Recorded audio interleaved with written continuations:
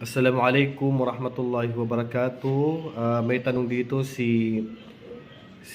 Iya, si Brother Iya 1717. Sabi niya, Salam Ustad, PNP po ako. May loan sa AFP, ano to, SLAY o slide? Riba din ba?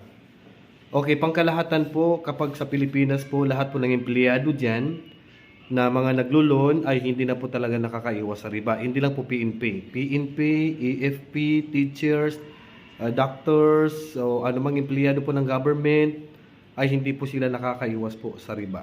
Basta pa uutang po tayo sa gobyerno ng Pilipinas o maglo-loan po ang mga government employees po ay hindi na po talaga maiwasan na yan po ay riba. Kaya naman, ang pag-utang po o paglulun po sa gobyerno o ng mga empleyado po ng Pilipinas ay 100% po na yan po ay riba. Kaya naman po, haram po ang mag-loan.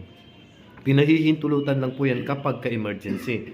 Halimbawa, may buhay na ililigtas sa hospital o kaya ay kailangan gamitin yung pera para sa emergency na pangangailangan. So, dito lang po pinahihintulutan. Pero kung wala pong mabigat na dahilan, bawal pong mag-loan sa Pilipinas po o anumang ahensya ng gobyerno. Assalamualaikum warahmatullahi wabarakatuh.